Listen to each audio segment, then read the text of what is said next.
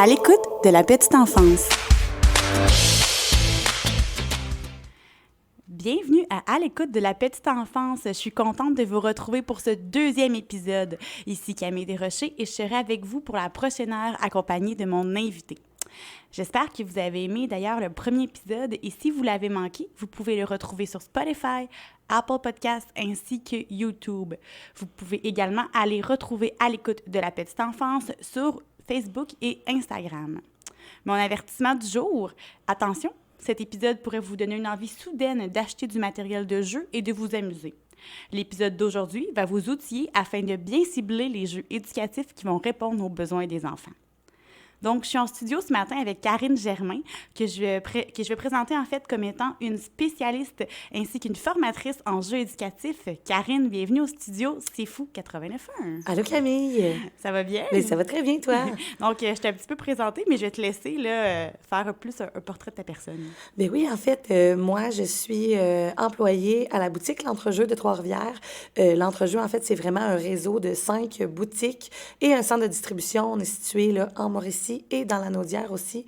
Donc, vous pouvez retrouver nos boutiques à Trois-Rivières, Shawinigan, Joliette, Mascouche et Terrebonne. Donc, moi, je m'occupe vraiment à la succursale de tout ce qui est marketing, réseaux sociaux. Je suis aussi spécialiste plancher. Et on a développé un tout nouveau volet qui est la formation, en fait, auprès des professionnels qui touchent à l'enfance, donc aux 0-12 ans. Et dans le fond, moi, dans mon bagage, j'ai fait mon bac en sciences d'éducation ainsi que ma technique d'éducation à l'enfance là, au Collège La Flèche à Trois-Rivières. Puis ça, en fait, là, ça fait de toi une personne qui connaît très bien le développement de l'enfant et de ses besoins. Donc, on a vraiment, là, on retrouve chez toi toutes les qualités nécessaires, en fait, là, pour nous présenter l'épisode d'aujourd'hui. Puis, dans le fond, comme tu me disais, là, l'entrejeu, la boutique où tu travailles, c'est une boutique qui est faite à partenaire de professionnels de l'éducation. Puis, c'est une référence en approvisionnement là, dans les écoles, les centres de la petite enfance, ainsi que les CIUS. Exactement. Fait qu'on on dessert là, plein de centres de services là, comme ça, dans le but justement d'agrémenter là, les moments d'apprentissage là, pour tous les âges. Bien, ça, c'est vraiment chouette. Puis le choix, en fait, des jeux puis des activités peut vraiment être complexe pour les parents, les intervenants. Est-ce que je stimule assez mon enfant? Je stimule-tu trop? Je le sous-stimule-tu? Donc, je suis vraiment là, contente de t'avoir avec moi pour la prochaine heure afin de nous aider à nous outiller.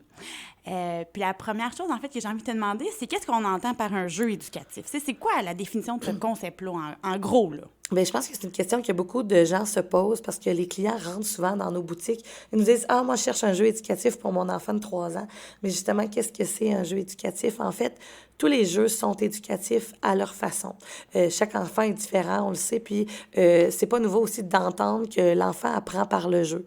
Fait que ce soit un simple jeu de serpent-échelle qu'on croit qu'il nous apprend rien, mais en fait, c'est faux. Le jeu de serpent-échelle, on va apprendre à dénombrer, on va apprendre à remonter, à redescendre, donc à perdre de ce qu'on a acquis.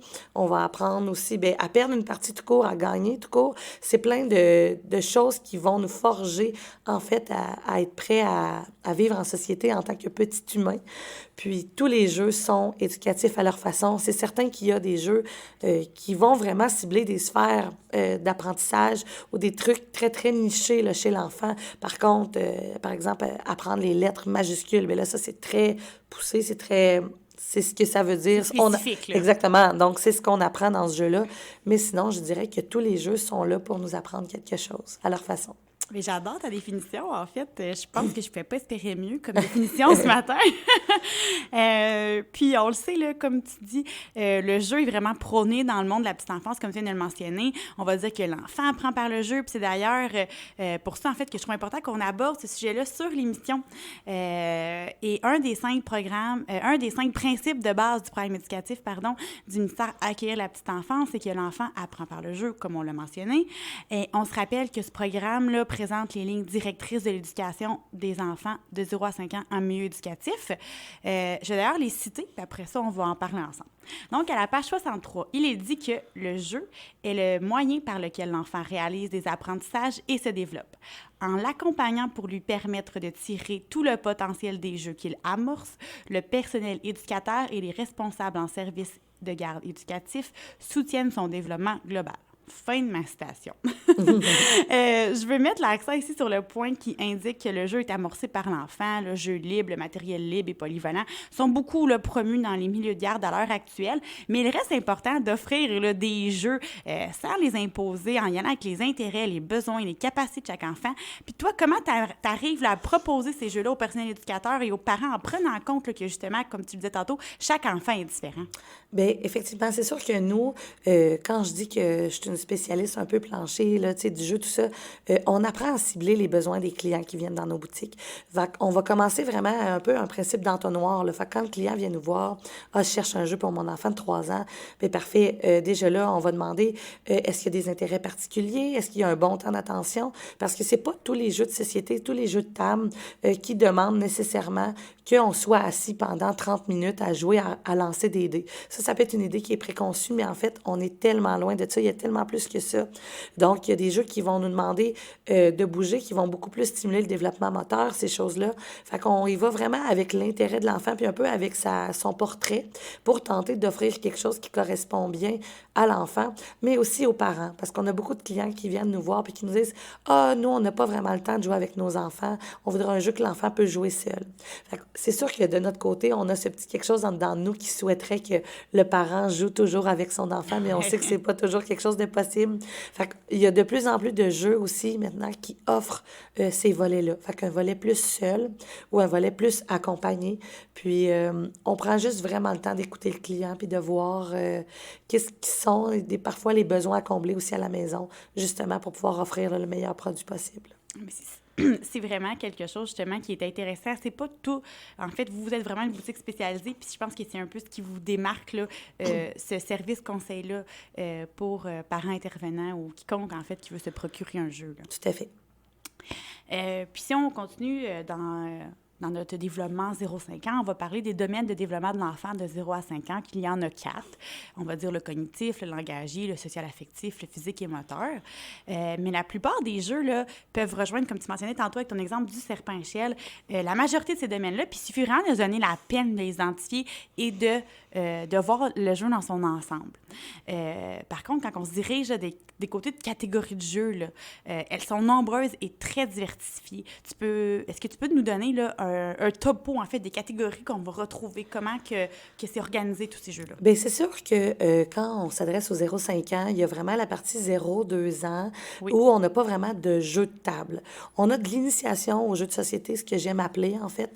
Fait que ça va être du matériel ou du jeu qui va être un peu une introduction aux jeux de table, aux jeux de plateau, puis qui va aussi travailler des choses qu'on travaille justement avec les jeux de société. Quand on tombe à partir de 2 ans, là, il y a vraiment une grande panoplie de choix qui s'offre à nous. Puis oui, il va y avoir beaucoup de catégories. On va avoir, nous, ce qu'on appelle un petit peu les jeux à apprentissage un peu plus scolaire. Donc, où on va travailler les chiffres, où on va travailler les lettres, où on va travailler des choses qui sont beaucoup plus pédagogiques. Puis, on va avoir des jeux où, par exemple, on va travailler les couleurs, la catégorisation, l'association.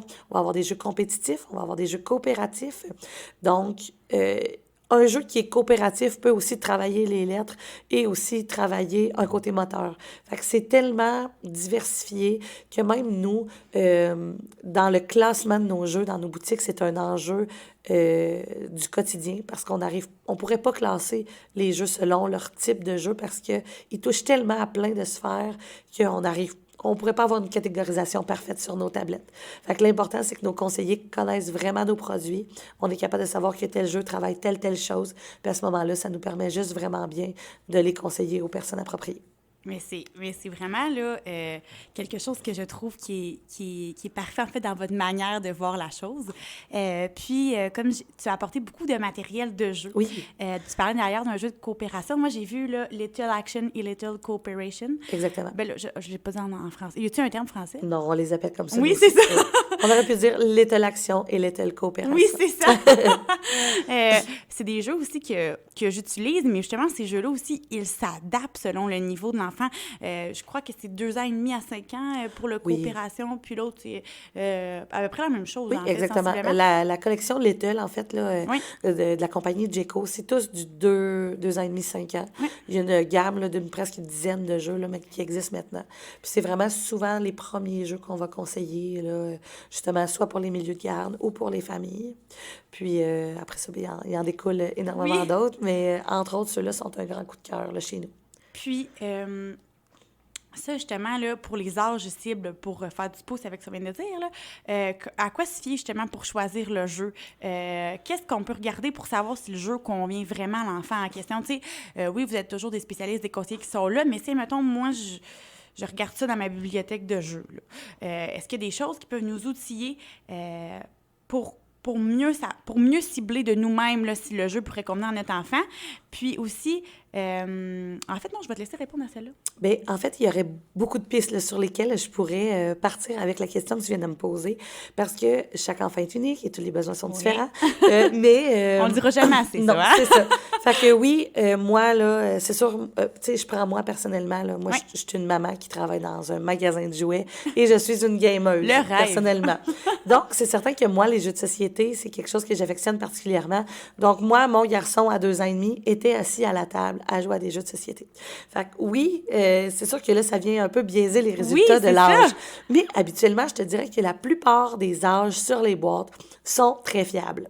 Fait qu'il va souvent avoir des boîtes, par exemple, où ça va être écrit 3 ans et plus pour un jeu. Moi, on va avoir des jeux, par exemple, je pense à ceux que tu viens de nommer, à Little Action, par exemple, où c'est un 2 ans et demi, 5 ans. Là, ça vient vraiment cibler qu'il y a une tranche idéale pour travailler ce matériel-là, pour utiliser ce jeu-là. Mais on pourrait avoir un enfant qui a 6 ans, par exemple, puis qui a des défis dans son développement, qui, lui, aurait besoin de ce genre de jeu pour justement progresser puis pour tenter d'avoir des réussites de son côté. Donc, oui, c'est très différent, mais je dirais que pour l'enfant standard, pour le milieu de garde, là, où on a affaire avec des enfants qui ont un développement régulier, les âges sur les boîtes sont effectivement la meilleure référence là, pour se fier. Là. Si le parent ou l'intervenant faisait un achat 100% autonome devant nos tablettes... Se référer à ça. Oui, exactement. C'est le meilleur indice qu'on peut avoir. Oui, tout à fait. Mais ça, c'est bien parce que c'est aussi, des fois, c'est des questions qu'on se pose en tant que consommateur. Puis je trouve ça pertinent, en fait, d'avoir l'avis là, d'une spécialiste comme toi. Puis aussi, où est-ce que je m'en allais avec ça, c'est... comme tu dis, c'est de 2 ans et demi à 5 ans. Est-ce que les jeux s'adaptent? Est-ce qu'il y a des niveaux de difficulté? Oui, il y a beaucoup de jeux qui vont avoir à l'intérieur du jeu, qui vont être, on va dire, un peu évolutifs. Je pense, entre autres, là, c'est sûr que c'est des gammes plus vieilles, là, mais tu sais, je pense, par exemple, à la collection Ludo et Ménage, où à l'intérieur, on va avoir différents niveaux de difficulté, différents niveaux de questions qui vont très bien s'adapter justement pour que le jeu évolue en même temps que l'enfant, ou pour les différents enfants de la famille, par exemple. Mais c'est sûr que là, j'ai un bagage d'éducatrice qui vient peut-être un petit peu biaiser tout ça. C'est sûr que moi, quand je regarde, par exemple, un jeu comme Little Action ou Little Co-op, un jeu qui est vraiment destiné à la petite enfance, je suis capable de voir le potentiel du matériel, puis de me dire, ah ben moi, si j'avais un enfant d'1 an et demi avec moi, ben je ferais juste lui faire prendre les figurines, par exemple. On s'amuserait à nommer les couleurs, je nommerais les couleurs. On pourrait comparer la taille. Est-ce que c'est mou? Est-ce que c'est dur? Est-ce que c'est plus petit? Est-ce que c'est plus grand? Fait qu'on n'est pas dans le jeu, on n'est pas en train de rouler un dé, on n'est pas en train de déplacer des personnages, mais effectivement, j'ai cette petite vision-là qui me permet d'analyser un peu qu'est-ce qu'on peut faire avec le matériel. Puis justement, si on a un enfant de 3 ans avec son frère de 7 ans, par exemple, puis que le jeu est 2 ans et demi, 5 ans, bien, l'enfant de 7 ans va juste venir l'idée, justement, un peu la partie, puis tout ça. Fait que oui, puis l'enfant va se développer aussi au travers de ça, va apprendre à donner des consignes, va apprendre à gérer est-ce que c'est bien fait, est-ce que ça a été exécuté comme il faut. Fait que je crois que oui, tout jeu a potentiel d'animer et de stimuler un enfant, peu importe l'âge. Mais ça, c'est aussi bien pour pisser, justement, je pense, les parents, surtout à la maison, justement, qu'ils ont des enfants qui ont avec des âges, plusieurs enfants avec des âges là, différents. Je pense que ça, c'est vraiment quelque chose qui peut être intéressant, juste de semer cette idée-là dans la tête du parent, puis de voir aussi le potentiel de sortir un jeu de table, puis de regarder les enfants, comment ils collaborent ensemble aussi. Moi, je trouve que c'est vraiment là, quelque chose d'intéressant à observer. Ben oui, effectivement. Puis à essayer aussi à la maison. On ne dit pas que ça va être un succès la première fois que vous allez sortir un jeu pour les deux en même temps, mais à essayer du moins. Oui, tout à fait. Puis aussi, en fait, j'ai une question un peu plus qui sort un peu du cadre actuel, mais est-ce que tu as un jeu quel jeu que tu dirais qu'on sous-estime le plus? C'est quel type de jeu? T'sais, on a souvent des stéréotypes de jeux, des préjugés sur certains jeux jouets, mais quel ou lesquels jeux ou jouets tu trouves qu'on sous-estime le plus, mais qui sont bénéfiques pour le développement de l'enfant et qui peuvent agir justement là, positivement sur le développement? Bien, c'est une excellente question parce que des jeux qu'on sous-estime, bien, c'est sûr que je vais y aller, là, justement, on a parlé de serpent-échelle tantôt. Oui! Tout le monde connaît le serpent-échelle, mais personne pense que, justement, il y a des vertus éducatives dans le jeu de serpent-échelle. Oui. Fait que souvent, du matériel, là, je peux te montrer, par exemple, c'est pas un jeu en soi, mais ici, j'ai devant moi un petit moule à gâteau avec des cupcakes en silicone. Oui. Fait que ça, c'est un produit qui est destiné aux 18 mois et plus. Oui. Le silicone de ces produits-là est vraiment super résistant, c'est vraiment super. On peut entrer ça dans les milieux de garde, c'est vraiment génial. La particularité du produit, c'est que le crémage qui est sur le petit gâteau a une tige avec une forme géométrique et le gâteau qui va en dessous a aussi est encavé avec une forme géométrique. L'idée, c'est d'arriver à classer les bons crémages avec les bons gâteaux. Et dans le fond du moule, on le voit pas, mais il y a aussi la forme géométrique qui se retrouve dans le fond du moule. Fait que ça, on pourrait penser que c'est d'arriver juste à classer les formes, puis que c'est un jeu qui est purement physique, donc d'arriver à mettre les bonnes formes dans les bons trous. Un jeu d'encastrement. Ouais. Mais au-delà de ça, moi, c'est un jeu que dans mon local, je laissais dans la cuisinière. C'est pas un jeu que je laissais dans le but de nécessairement découvrir les formes. Fait que, par exemple, on mettait ça dans le coin cuisine, dans le petit four. Puis là, les enfants s'amusaient à venir nous dire « Ah, on prépare des gâteaux. » Fait que là, ils mettaient tous les crémages dans un pot, tous les gâteaux dans un pot. À quelle saveur tu veux ton gâteau? Puis là, déjà, l'association de la saveur avec la couleur. Exactement. Ah, puis là, j'ai juste des gâteaux au chocolat. Là, ils voient que tous les gâteaux sont bruns. Fait qu'il y a beaucoup d'associations. Il y a discrimination qui se font aussi avec le matériel. Puis, nécessairement, en manipulant le matériel, bien là, oui, ils deviennent experts, c'est facile de classer les formes, mais ça fait en sorte que c'est un apprentissage indirect parce qu'ils font beaucoup de liens avec les couleurs, avec les formes, avec le matériel en soi. Ils vont créer un jeu autour de ça où ils vont... Un jeu de rôle, là, dans exactement. le fond, là, ils vont faire de la cuisine, donc ils vont s'inventer des personnages, ils vont être capables de se mettre justement dans un rôle. Puis aussi, c'est bête, là, mais la motricité fine aussi, là, encastrer, ça prend quand même le cœur. Là, je vois qu'il y a une base de cupcake en forme de cœur, mais l'encastrement, là, quand même qu'on l'associe visuellement, il faut quand même les empiécer ensemble. Là. Oui, exactement. Il faut arriver à retourner la forme dans le bon angle pour réussir à l'encastrer là, dans le gâteau. Fait que oui, ça peut avoir l'air d'un jeu d'encastrement, super simple, mais au-delà de tout ça, il y a tellement de possibilités qu'on peut faire avec ce matériel-là. Puis même avec les enfants plus vieux, là, tu sais, moi, je l'ai à la maison, mon garçon va avoir 5 ans, puis ces petits gâteaux, là, il les aime, il les a dans sa cuisine, il joue encore avec. Justement, l'idée du jeu de rôle où on va justement se transposer puis amener un univers autour de ça, bien, ça fait développer plein d'autres choses. Puis on n'est pas avec un jeu de plateau puis on n'est pas avec un dé, tu sais. Non. Fait que c'est vraiment ça qui est le fun, tu sais, avec le matériel puis avec les jeux qui sont proposés aujourd'hui.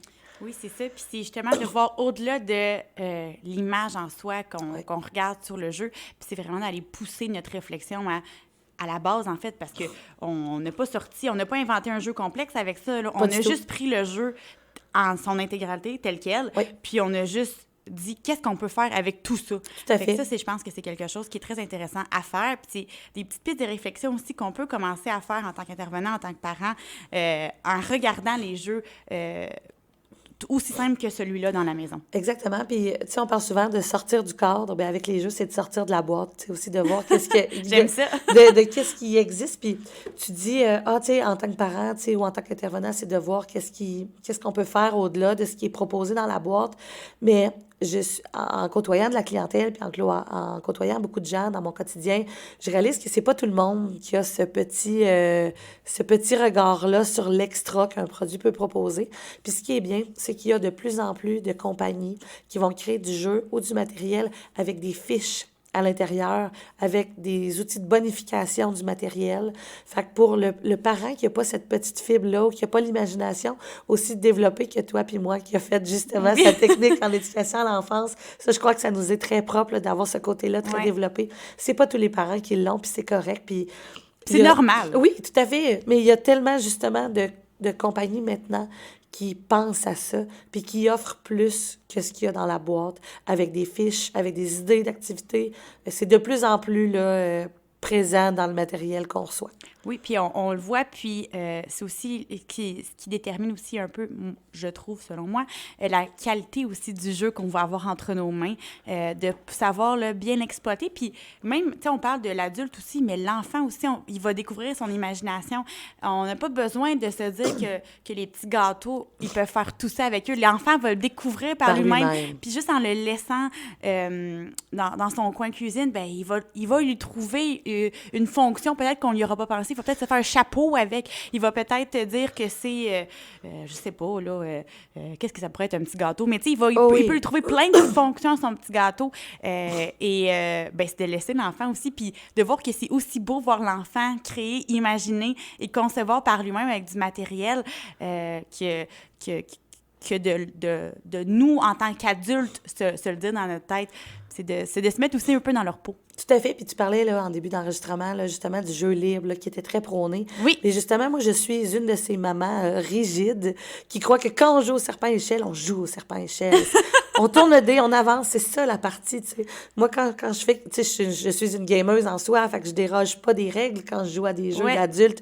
Puis je regarde mon fils, puis moi, c'est important là, que quand on joue justement au serpent-échelle, c'est à ça qu'on joue. Puis là, à un moment donné, lui, tu sais, il est désintéressé, là. Puis là, il joue avec le dé, puis il fait des piles avec les dés, puis il sépare les pions par couleur, il sépare les pions par forme. Puis là, moi, je suis comme, non, c'est pas ça qu'on fait. Oui. Mais dans le fond, c'est tellement ça qu'il faut faire. Puis de mon côté éducatrice, ça, je le laisse aller fois 1000, tu sais. Puis chez nous, moi, je suis tellement comme dans mes œillères de gamer que moi, ça, on dirait que ça vient me chercher. Mais en fait, c'est ça, tu sais. C'est que de voir que le matériel peut offrir tellement plus de choses. Puis justement, c'est là que le jeu libre intervient. Tu sais, des fois, on va jouer avec les enfants un jeu, on sent qu'ils sont désintéressés. Bien, Colin, si on voit qu'ils font des tours avec les jeux, avec les dés, bien, faire une tour avec un dé, bien, ça travaille la motricité fine, ça travaille l'équilibre, ça travaille l'organisation, l'orientation spatiale, ça travaille tellement de choses. Fait que c'est important aussi de lâcher prise, puis de juste dire... C'est pas grave. Il a sorti le jeu de serpent-échelle, il joue pas avec, il est pas en train de faire le bordel avec le matériel, il est en train de découvrir par lui-même le potentiel de ce matériel-là, tu sais. Puis je pense que ça, c'est très important en tant que parent puis en tant qu'intervenant, de laisser aller ça, puis de pas se dire « Oh non, là, j'y avais dit qu'on jouerait, puis finalement, on joue pas, là, je suis pas capable de le faire écouter. » Tu sais, il faut tellement sortir de cette zone-là, puis laisser l'enfant exploiter le matériel. C'est pas parce qu'il comprend pas le jeu de serpent-échelle, c'est pas parce que nécessairement il est désintéressé, puis qu'il veut pas du tout rien savoir de ce jeu-là. C'est totalement autre chose. C'est beau. Oui, exactement. C'est vraiment beau, là. Tout à fait.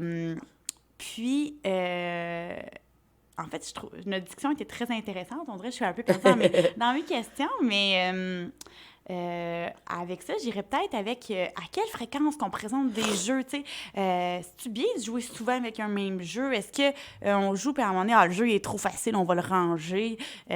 Ou au contraire, là, il y a un enfant qui veut pas du tout essayer un jeu, on le retire, on le laisse à disposition, on l'invite à jouer encore. Tu sais, comment qu'on, en tant qu'intervenant parent, là, qu'on gère la rotation des jeux, est-ce que tu peux nous pisser là-dessus? Bien, moi, je pense qu'il y a... Excuse-moi. Il n'y a pas de problème. Qu'il y a différentes réalités, vraiment, dans les familles puis dans les milieux. C'est sûr que les milieux, pour être, moi, directement connectée au milieu, là, je je vends des produits dans les milieux. Donc, assurément, on sait que les jeux sont exploités puis qu'ils sont utilisés dans les locaux, soit des écoles ou des centres de la petite enfance. Je pense que l'enjeu est vraiment beaucoup plus à la maison. Ouais. Il y a des familles pour qui il y a beaucoup plus de jouets dans les étagères à la maison qu'il y a de jeux. Puis ça, je pense que c'est une question de mentalité ou d'encadrement, d'environnement. C'est certain que le jeu, selon moi, devrait être présent dans tous les foyers. Puis, pour la fréquence, tu sais, je suis d'avis encore là, je vais être plate, mais tu sais, tous les enfants sont vraiment différents. Il y a des enfants qui ont le temps d'attention, là, assis à table, c'est pas possible. Bien, tu sais, ça suffit de jouer à terre, au salon, tu sais, au sol, d'être dehors, dans le gazon, de sortir le matériel. Moi, je considère que c'est vraiment important de le faire. Puis, au-delà du matériel, si on trouve ça important que notre enfant de 2 ans apprenne les couleurs, bien, peu importe le médium qui va être utilisé pour y parvenir, que ce soit justement via un jeu de table, que ce soit un jeu de cartes, que ce soit avec les napperons au souper, que ce soit avec n'importe quel médium, je pense que c'est important de stimuler l'enfant avec le matériel qu'on a. Puis le jeu, bien, c'est un clé en main, justement, pour stimuler l'enfant, pour y apprendre tellement de choses. Puis justement, le jeu, ça peut avoir l'air d'une solution compliquée pour certaines familles parce que de prendre le temps de s'asseoir puis de jouer, ça peut être la solution compliquée. Mais en fait, le jeu, c'est la solution tellement facile pour apprendre un peu ce qui est nécessaire d'apprendre à nos enfants. Fait que moi, à la maison, on joue pratiquement à tous les jours. Mais là, je suis biaisée par mon rythme de vie, par mon travail, tout ça. Mais mon garçon adore jouer à des jeux de société. Puis j'ai la chance qu'il y ait un grand temps d'attention lorsqu'on s'assoit à la table ou au sol pour jouer à un jeu. Fait que je trouve ça super. Puis même pour les enfants qui n'ont pas ce temps d'attention-là, mais ça bien, il se existe. développe aussi. Tout à fait. Au début, peut-être que vous allez le sortir, puis ça va être 2 minutes, mais 3 jours après, on le ressort, puis là, il faut être attentif plus longtemps. Puis à un moment donné, tu sais, ça se développe. On peut pratiquer, en fait, le temps d'attention également de son enfant. Tout à fait, tu sais. Puis jouer à un jeu de société, c'est un peu comme apprendre à faire du vélo, tu sais. À sa première partie, il ne sera pas 100% compétent. Puis peut-être qu'il va jouer 5 minutes, puis que normalement, la partie devrait durer 20 minutes, puis qu'au bout de 5 minutes, bien, son temps d'attention va être limité, puis qu'il va avoir envie de faire d'autres choses ou justement d'explorer le matériel différemment. Mais en faisant du vélo aussi, c'est un peu la même chose. On ne devient pas champion de vélo après seulement 5 minutes. On va essayer, on va réessayer. Il faut se donner la chance de développer le potentiel, en fait. Puis le jeu, bien, c'est exactement ça. Puis tu parlais, est-ce qu'on doit, tu sais, éliminer un jeu de notre bibliothèque là, lorsque le jeu est devenu trop facile? Oui. Bien, tu sais, par exemple, je prends l'exemple des casse-têtes ou même des jeux de société où on a des acquis à apprendre. Oui, OK, parfait, tu connais tous tes chiffres de 1 à 6 sur un dé. Il y a 6 phases, les chiffres de 1 à 6. Bon, bien, tu les connais, on va arrêter de tourner le dé, tu sais, ça donne rien. Mais non, pas du tout, tu sais, parce que l'enfant va développer le potentiel du matériel différemment. Un peu comme on parlait tantôt, même l'enfant de 7 ans qui va jouer avec son frère, sa sœur plus jeune, va développer. Puis c'est important aussi que l'enfant vive des réussites. Si l'enfant, son casse-tête de 49 morceaux, ça fait des mois qu'il le fait par cœur, puis qu'il est bon, mais c'est toujours celui-là que l'enfant veut faire. Si on le remarque souvent, pas parce que c'est un Spider-Man qui a tué et que c'est son préféré nécessairement, mais il fait, il est bon, il y a un sentiment d'accomplissement en l'ayant terminé, un sentiment de compétence. Fait que c'est quand même important de laisser à l'enfant à sa disposition du matériel pour lequel il va vivre des succès, justement pour lui. Sa confiance, puis exactement. Son sentiment d'accomplissement, en fait. Puis en tant que parent, c'est pas le premier jeu qu'on va vouloir sortir parce que justement, on va se dire « Ah, mais tu le connais par cœur, celui-là, tu le fais, t'es super bon. » Fais-en un autre. Fais-en un autre, exactement. Mais on le laisse à sa disposition, puis à la limite, ben, en jeu libre, l'enfant, c'est souvent celui qui va venir chercher en premier pour s'amuser par lui-même. Fait que c'est important d'avoir un bon ballon, je pense, dans la bibliothèque. Un jeu où on travaille des aptitudes qu'on n'a pas acquis encore. Un jeu qui est complètement acquis, où justement on va pouvoir vivre des réussites. Puis un jeu qui nous rend confortable, justement, où on voit qu'on progresse encore là, au travers du matériel. Ah, wow! Bien, j'adore ta vision de la chose. Puis c'est quelque chose que je pense que même moi, à la maison, je vais réviser comment que j'organise tout ça. Bien, sur ça, en fait, on va s'en aller vers une petite pause publicitaire. Puis au retour, on va continuer avec toi, Karine. Parfait, merci. Merci beaucoup.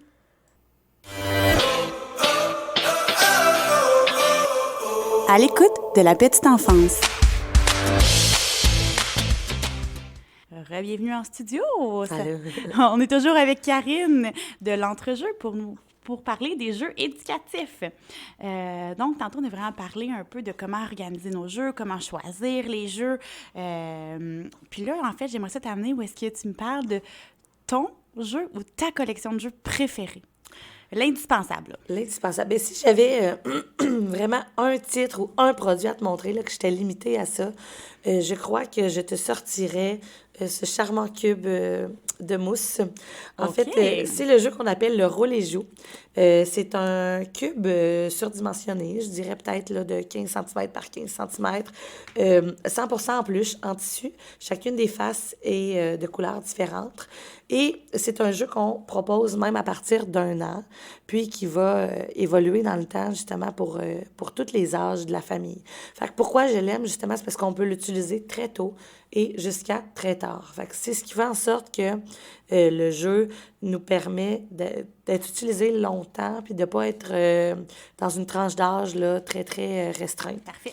Donc, le jeu vient, tu m'as vu sortir là, d'une petite pochette qu'il y avait sur le côté du dé. Une petite boîte là, qui contient plein de cartes. Oui. Donc, à l'intérieur de cette boîte-là, on a des cartes, comme je te dis, et 6 couleurs de cartes qui correspondent aux 6 couleurs des faces du dé, en fait. Et le principe est super simple. J'imagine que j'aurais même pas besoin de te l'expliquer, tu comprendrais comment y jouer. L'enfant, ce qui est le fun déjà là, c'est qu'on peut s'installer à l'extérieur, on peut s'installer au salon, puis on va lancer le dé, tout simplement, lancer le cube. Il est mou, il brisera rien, même s'il tombe sur un meuble, sur la télévision, ça brise rien. C'est un jeu qu'on peut aussi utiliser dans les moments de transition, dans les milieux de garde. On peut l'apporter au parc avec notre milieu. On peut apporter ça dans les sorties quand on a un battement ou un temps à combler. C'est fait pour tous les âges. Donc, chacune des paquets de cartes correspond aux couleurs des faces du dé. Et chacune des paquets de cartes correspond aussi à une des sphères du développement de l'enfant. Donc, si je prends par exemple ici la couleur violet, ça va être les parties du corps. Donc, par exemple, chatouille ton genou. Fait que déjà là, on va venir associer un mouvement à une partie du corps. Touche ton nombril, touche tes oreilles, fais battre tes bras. Fait que c'est tous des petits mouvements à faire. Pince ton nez. Fait que l'enfant a un support visuel avec la carte. Les cartes sont plastifiées. Donc, si c'est mouillé, s'il y a un dégât, déjà là, ça se lave super bien. Puis, il y a un support visuel. Simplement en regardant l'image, l'enfant est capable de comprendre l'action qu'il doit faire. Ça se peut qu'il ne soit pas capable de le faire parce que ils vont tous évoluer à leur rythme, mais c'est facile pour l'enfant de comprendre l'action qu'il a à faire suite à ça. Donc, les cartes violettes traitent des parties du corps. Les cartes jaunes vont traiter des émotions. Donc, fais un visage fâché, un visage triste, sois surpris, fais un sourire. Donc, là, on va venir travailler plus la sphère émotionnelle. Les cartes bleues, c'est la reconnaissance des couleurs. Fait qu'on ne demande pas nécessairement à l'enfant de nommer la couleur qui est ici, on va lui dire la couleur. Donc, c'est écrit jaune, on voit la couleur jaune. Fait que même d'avoir... le support visuel et aussi le mot écrit. Exactement, ça c'est très important. On le sous-estime souvent, même si à 2 ans, l'enfant ne sait pas lire. Bien, de toujours voir le jaune avec les lettres du mot jaune, ça va devenir une aptitude, puis c'est de la prélecture, là, de la préécriture. Donc, l'enfant va devoir retrouver quelque chose autour de lui qui est jaune. Fait qu'on peut lui laisser la carte, il va partir dans la maison, il va le mettre à côté de différents objets, il va devoir retrouver la couleur jaune. Puis c'est comme ça pour toutes les petites couleurs là, qui puis sont... Aussi, une fois aussi, ça peut devenir comme une compétition entre les deux. Tu sais, on peut donner plein de défis en lien avec les cartes qu'on tourne. Là. Tout à fait, tout à fait. Puis là, le jeu est mentionné comme étant pour 18 mois et plus. Ça, c'est la version que j'avais à la maison. Tu n'as pas la boîte qui vient autour, mais à partir d'1 an, c'est du matériel qu'on peut intégrer avec les petits. Puis quand on joue justement avec un frère ou sœur plus vieux, bien, le frère va s'occuper de tourner les cartes puis de donner la carte à l'enfant. Il va comme vraiment diriger le jeu ou il va accompagner son frère, sa sœur plus petit, à faire les actions qui sont demandées. Fait qu'il va avoir les cartes rouges aussi qui sont des mouvements, envoyer un bisou soufflé, taper dans la main, chanter une chanson, faire un câlin. Les cartes vertes qui sont le bruit des animaux, tout simplement. Fait qu'il fait le bruit du chat. Fait qu'encore là, on voit le chat. Fait que c'est facile à assimiler pour l'enfant. Ouais. Et les cartes oranges, qui est le dénombrement. Fait que ferme tes yeux 3 fois. Saute sur tes pieds 2 fois. Fait que même si l'enfant n'est pas capable de compter, on va lui faire l'action, puis on va dénombrer avec lui en lui demandant de répéter les chiffres, tout simplement. Fait que c'est un jeu qui est vraiment très évolutif, justement, parce que c'est pas tous les enfants qui vont être rendus au même stade, au même moment. Fait que peu importe l'âge de l'enfant, on peut ressortir ce matériel-là, l'exploiter de plein de façons différentes, comme tu as dit aussi. On peut vraiment se limiter aux cartes qui sont là-dedans. Fait qu'on travaille les animaux, les chiffres, on travaille les couleurs, on travaille plein de trucs. Fait que quand je dis qu'un produit est souvent clé en main pour le parent, Ouais. bien, ce genre de produit-là en est l'exemple parfait. Il reste juste à nous de l'exploiter en tant que parent puis en tant qu'intervenant. Exactement. Bien, c'est un beau produit que je connaissais, mais que j'aime revoir, en fait, parce que je ne l'ai pas celui-là à la maison. Moi, j'ai Le dé des premiers mots. Exactement, le dé des premiers ouais. mots de placotte, je crois. là. Exactement. C'est ce que j'ai. Puis j'ai aussi de placotte les dés de consigne. On peut faire des tours Ouais, avec. Là. tout à fait. Donc, j'ai ces jeux de dés-là pour les plus jeunes, mais ça sera sûrement un prochain dé à me procurer. Mais tu vois, dans le fond, les deux jeux que tu as à la maison, combinés ensemble, c'est vraiment... Ça ressemble effectivement vraiment à ça. Exactement ça. Ils ont juste un petit peu dissocié les deux produits Ouais. pour l'adapter à la tranche d'âge. Mais, puis tu vois, le fait que tu le connaissais aussi, ça veut dire que c'est bien. Tu sais, je suis pas seule à trouver que le produit est intéressant. Non. Puis c'est un jeu que j'ai découvert même dans mes années au La Flèche, là, en éducation à l'enfance. C'est un produit que j'avais acheté à cette époque-là en tant qu'éducatrice. Ah oui! Puis qui a été un must, là, finalement, à la maison avec mes enfants et qui est un must à la boutique avec nos clients. Bien, je suis bien contente de l'entendre. Puis justement, tu parles de La Flèche. En tant étudiante, je crois que vous avez une activité là, avec toi à l'entrejeu. Est-ce que ça se fait toujours? Oui, en fait, je me souviens plus, c'est dans le cadre de quel cours? Je pense que c'est organisation... Documentation, je pense. Ils ont changé... Infantine, là, quelque chose Oui, du genre. ils ont changé le nom là, avec les années. Mais oui, dans le fond, les étudiantes là, viennent en boutique pour justement que je vienne leur expliquer plusieurs jeux, puis comment justement exploiter le matériel qui est déjà à leur disposition. Là. Fait que oui, que l'enfant apprend par le jeu, que c'est important, mais concrètement, dans ce qu'on a dans nos boutiques, qu'est-ce qui est offert justement pour le personnel. Là. Super. Puis, dans le fond, comme on l'a mentionné plus tôt, là, vous êtes une boutique de jeux spécialisés, de jeux de livres éducatifs. Mais c'est quoi, dans le fond, les autres services, là, les autres services que vous offrez? Là? Tantôt, tu me parlais de formation dans les CPE, dans les écoles. Oui, mais dans le fond, on fait plein de choses. C'est pas dit qu'on fait plein de choses. On s'affiche pas nécessairement comme des spécialistes. En fait, on est une boutique de jeux et jouets comme toutes les autres. Mais j'ai eu la chance, en fait, l'an dernier, d'être approchée par 2 écoles de l'extérieur qui nous ont dit, ben on aimerait ça avoir une formation. Parce que nous, en tant que personnel, on se déplace dans les boutiques, on regarde les jeux, oui, le personnel est là, le personnel est compétent, mais j'aimerais ça offrir à toute mon école, à tout mon personnel, une formation avec les nouveautés jeux, avec vos coups de cœur, puis avec ton expertise, qu'est-ce qui peut être pertinent qu'on ait dans nos écoles absolument pour travailler telle ou telle chose. Puis le fait qu'on se soit fait approcher par l'extérieur pour ce genre de service-là m'a vraiment sonné une cloche. Fait que j'ai décidé, dans le fond, là, en 2024, de lancer le volet formation à l'entrejeu. Wow. Donc, c'est tout nouveau, là, c'est super embryonnaire, mais on est prêt à lancer le projet. C'est la première fois qu'on en parle ouvertement. Je suis bien contente de l'entendre. Mais moi aussi, je suis très contente parce que c'est un projet propulsé, je dirais pratiquement 100% par moi, parce que c'est moi qui ai été approchée pour faire les formations l'an dernier. Là, je me suis dit, il y a du chemin à faire là-dessus. T'sais. Si c'est les écoles qui nous contactent, oui, si c'est les écoles qui nous contactent pour ce genre de service-là, c'est qu'il y a un besoin aussi, tu sais. Donc, oui, ce qu'on fait, en fait, toutes les informations sont disponibles là, sur le site Internet là, de l'entrejeu. On pourra mettre là, les liens plus tard, puis en reparler. Mais toute l'information est là, puis il n'y a pas de gabarit fixe. Là. On ne dit pas c'est des formations de 3 heures, c'est des formations dans les CPE, c'est des formations de soir. Non, il n'y a rien de tout ça, en fait. On s'adapte littéralement aux besoins du milieu. Là, les écoles dans lesquelles j'ai eu la chance d'aller, c'était pendant des journées pédagogiques. Donc, c'est la direction qui utilisait le budget formation informations, en fait, pour nous faire venir et pour faire des achats de jeux suite à ma visite. Donc, moi, on me dit, on veut des jeux pour tel ou tel cycle. Dans ce cas-ci, habituellement, on s'adapte. Là, je couvre là, vraiment du préscolaire jusqu'au 3e Ouais. cycle.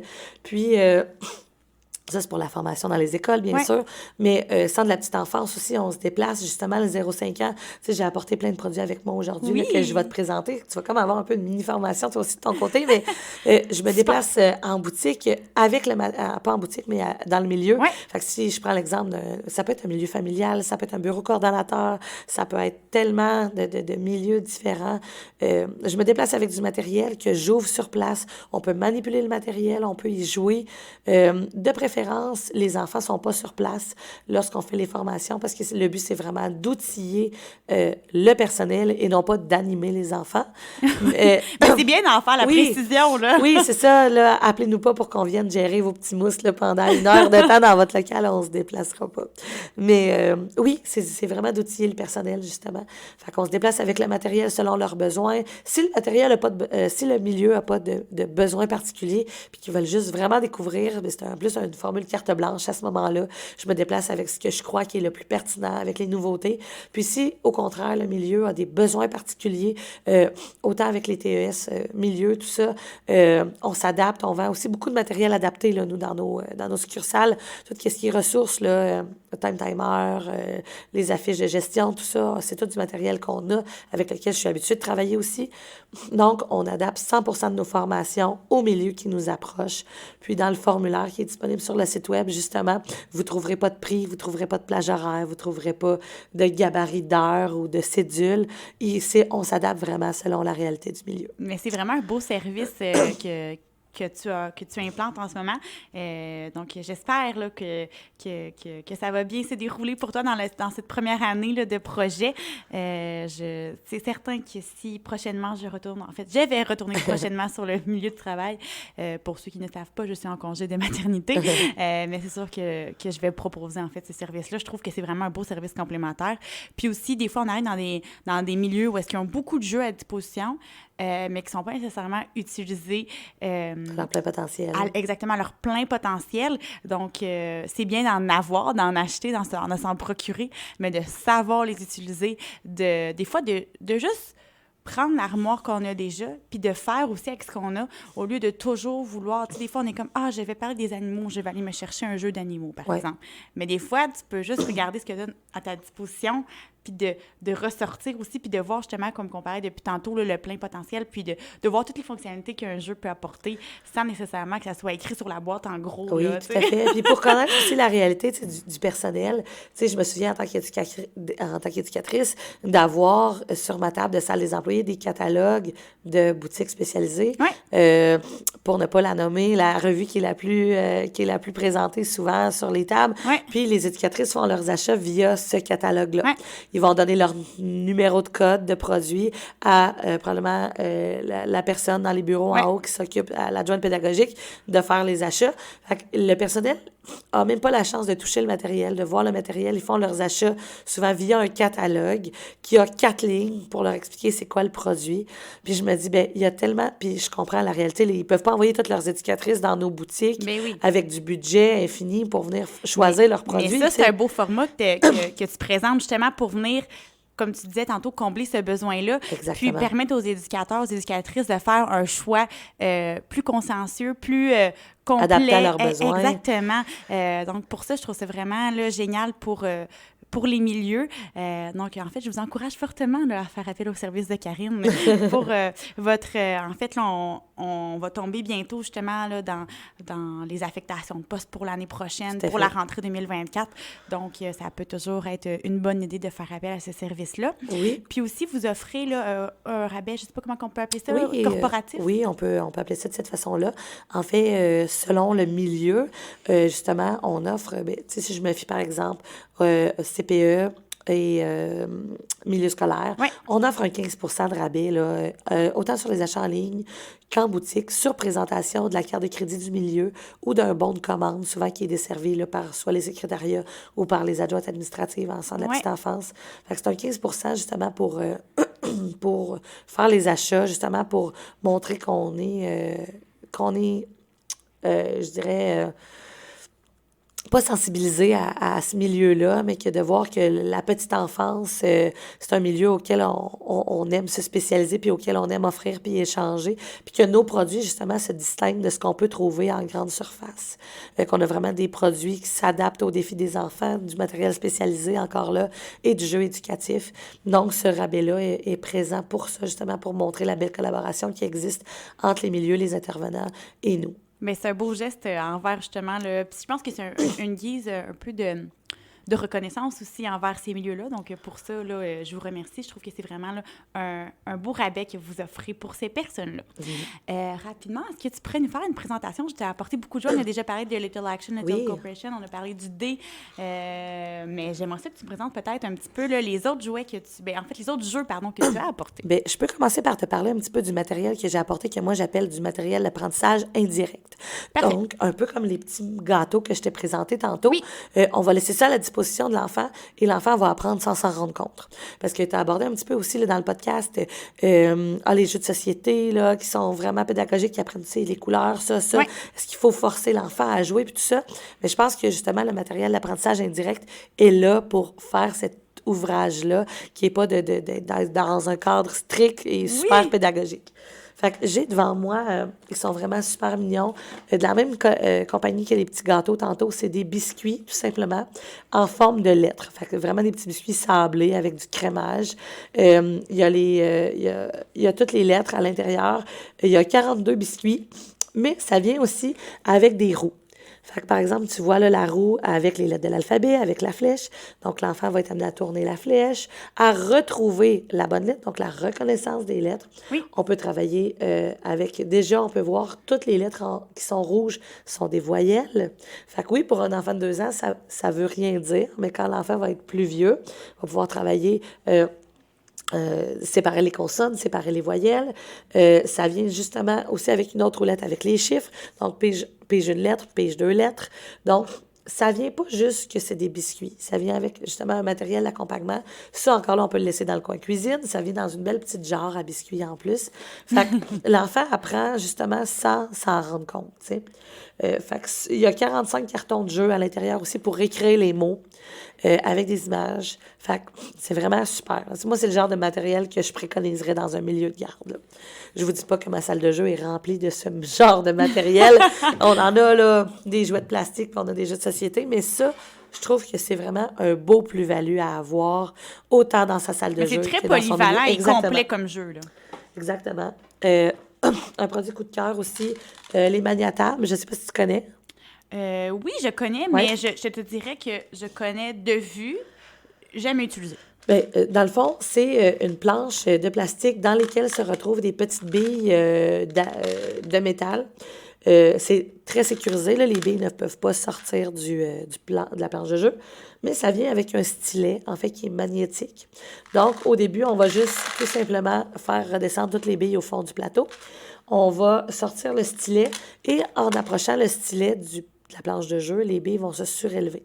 Donc, c'est comme un peu pour dessiner sans feuille, sans crayon. Mais ça aide aussi, déjà, l'appréhension du crayon, donc la motricité fine. Laisser aller l'imagination. En ressortant les billes, on va faire des dessins, on va créer plein de choses. On peut apprendre à écrire les chiffres, les lettres en minuscules, en majuscules. On peut même écrire des mots. On peut faire les formes géométriques. On peut faire des carrés, des triangles, des ronds. On peut faire une multitude de choses. Fait que c'est un matériel qui a pas de vertu principale, mais avec lesquelles on peut faire tellement de choses. Fait que c'est du dessin libre. C'est un jeu qu'on peut apporter dans la voiture, au restaurant. Oui, c'est exactement ça. J'imaginais, moi, quelqu'un un enfant dans une voiture, il peut se perdre facilement là, plusieurs minutes là, à juste s'amuser, à descendre les billes, à aller les rechercher. Puis juste le fait que ça soit... parce que on envoie des planches à dessin aussi, que c'est un... qui s'efface ou qui est plus un style tablette, un peu comme ça. Mais juste le fait qu'il faut qu'on aille chercher la bille, ça prend quand même... c'est plus complexe que de juste prendre le crayon juste et de faire un trait. Exactement. Fait que moi, c'est vraiment un produit coup de cœur. Puis pour tous les âges, là, parce que dans le fond, il n'y a rien qui... Tu sais, les billes sont en sécurité, il n'y a pas rien qui peut être avalé, le stylo est gros. Fait que même à partir d'un an et demi, de tenir le crayon en soi, il ne tiendra pas comme il faut, là, mais d'utiliser d'exploiter le matériel puis de le voir. Puis le simple fait de voir qu'il va approcher le crayon, puis que, whoop, une cause à effet, là. Ouais. Fait que déjà là, ça apprend tellement plein de choses. Fait que ça, c'est effectivement un coup de cœur. Ah, ben super!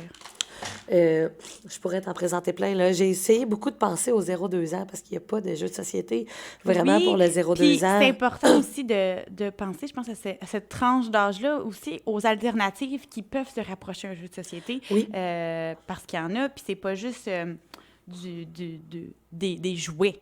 Exactement. Bien, le dé de mousse que je t'ai présenté tantôt en est la preuve parfaite. J'ai apporté ça aussi, là. C'est toute la même compagnie. C'est des petites tortues en plastique de différentes couleurs. Quand tu retires la carapace, il y a un petit bébé à l'intérieur qui est de la même couleur que la maman tortue. Donc, déjà là, association des couleurs. Il y a un petit, il y a un gros. Sur le dos de la carapace, tu vois, il y a une forme géométrique. Absolument. Sur la tortue violette, tu vois, il y a 5 petites formes géométriques. Sur le dos du bébé tortue violet, il y a le chiffre 5. Fait que c'est comme ça pour toutes les autres tortues. Le 1, il y a une forme, le chiffre 1. Fait que c'est ultra polyvalent. Ça, c'est du clé en main, là. Absolument. Couleur, forme, dénombrement, grosseur, encastrement, motricité fine. Oui, ça coûte 40 $ pour 10 tortues. Tu sais, je suis très honnête avec toi, là. Je suis aussi de celles qui regardent le prix avant d'acheter un produit, mais je suis aussi de celles qui voient le potentiel du produit lorsque je l'achète. Mais surtout en milieu de garde, ce produit-là peut être utilisé de multiples. Ça peut être souvent en milieu de garde, on va avoir ce qu'on appelle des jeux de dodo. Oui. Ou des jeux de transition. Donc, c'est des jeux qu'on laisse à la disposition, mais pour des moments plus calmes aux enfants. Mais moi, je vois ce jeu-là là, comme pouvant être facilement laissé dans ces bacs-là de jeux calmes. Là, oui, puis même dans des bacs sensoriels, là, dans un bac de riz, dans un bac d'eau. Oui, tout simplement. Tu sais, le matériel est fait 100% pour ça. Tu sais, fait que c'est ça. C'est des matériels aussi.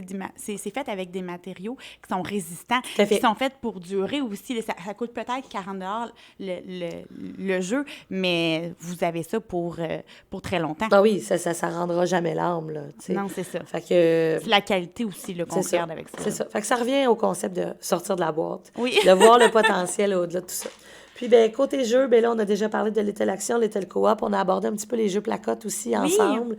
J'en ai apporté un qui a été un gros coup de cœur chez moi.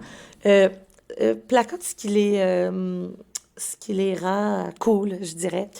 En fait, les jeux placottes, c'est conçu 100% ici au Québec. C'est fait en collaboration avec des orthophonistes, des orthothérapeutes, des éducateurs. Donc, ça vient vraiment cibler des besoins particuliers chez les enfants. C'est pas nécessairement, oui, ça peut être du jeu grand public, mais c'est très niché sur les apprentissages. Donc, ça peut être comme tout le monde, comme ça peut être pour personne, je dirais. Celui que j'ai ici, qui est Cherche, trouve et découvre les camions, on pourrait penser que c'est un cherche et trouve très standard. Mais en fait, à l'intérieur, ce qui est le fun, puis tu as déjà des jeux placottes à la maison, mais des jeux du matériel, du moins, tu vas pouvoir valider avec moi. Ce qui est le fun, c'est que ça vient pas avec des règles de jeu, ça vient avec un guide. Donc, tu vois déjà, c'est écrit règles de jeu et guide d'accompagnement. C'est ce qu'on retrouve sur la première page des règles de jeu. Et à la fin, comment aider votre enfant pendant le jeu. Fait que ça vient avec des fiches de comment ajouter un plus-value au matériel. Puis, en tant que parent qui ne joue pas à des jeux de société avec son enfant, comment moi, je dois me positionner? Qu'est-ce que je dois faire pendant que mon enfant joue? Avec des pistes d'idées et de solutions de comment interagir pendant le jeu. Fait que ça, on adore ça. C'est super pertinent. Super, puis en tant que personnel éducateur aussi. Fait que celui-là, c'est vraiment un principe de chercher-trouve. J'ai un petit garçon de 5 ans, donc assurément, les camions, c'est quelque chose de très... gagnant. Très gagnant à la maison. Fait que tu vois ici, on a un chercher-trouve et ça vient avec des fiches.